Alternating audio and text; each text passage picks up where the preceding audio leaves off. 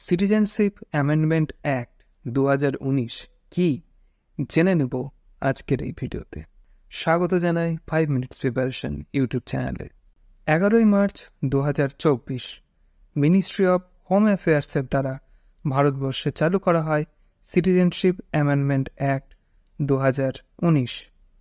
Citizenship amendment act 2019 হল citizenship act 1955 একটি সংশোধনী বা অ্যামেন্ডমেন্ট।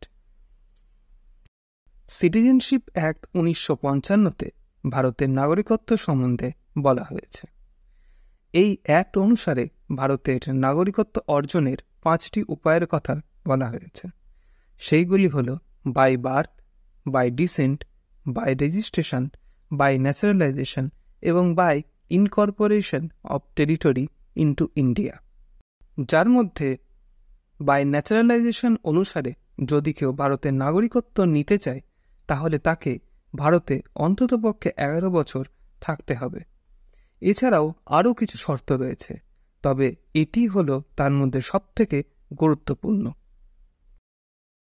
2019-এর সংশোধনী অনুসারে অর্থাৎ সিটিজেনশিপ অ্যামেন্ডমেন্ট অ্যাক্ট 2019 অনুসারে বাংলাদেশ, পাকিস্তান এবং আফগানিস্তানের হিন্দু, শিখ, বুদ্ধিস্ট, জৈন, পার্সি এবং খ্রিস্টান ধর্মভুক্ত লোকেরা যদি ধার্মিক নির্যাতনের কারণে 31শে ডিসেম্বর 2014-তে বা তার আগে ভারতে আসে, তবে 11 বছরের ওয়েটিং পিরিয়ডের জায়গায় তারা মাত্র 5 বছরেই ভারতের নাগরিকত্ব অর্জন করতে পারবে।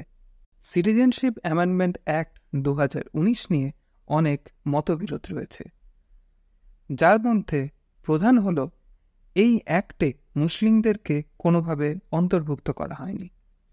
তাতে কেন্দ্রীয় সরকারের বক্তব্য পাকিস্তান, বাংলাদেশ এবং আফগানিস্তান এই 3টি দেশ মুসলিম কান্ট্রি এবং সেখানে মুসলিমদেরই ওপর অত্যাচার হচ্ছে, সেটি মেনে নেওয়া কিছুটা মুশকিল। তবে তারা যদি ভারতের সিটিজেনশিপের জন্য অ্যাপ্লাই করতে চায় তাহলে তাদেরকে 11 বছরের ওয়েটিং পিরিয়ডের ক্রাইটেরিয়া ফুলফিল করতে হবে। সবশেষে এটিই বলবো যে সিটিজেনশিপ অ্যামেন্ডমেন্ট অ্যাক্ট 2019 কোনো নাগরিকত্ব কেড়ে নেওয়ার আইন নয়, এটি নাগরিকত্ব প্রদানের আইন। আজকের মতন এই পর্যন্তই। দেখা হচ্ছে নেক্সট টপিক নিয়ে নেক্সট ভিডিওতে।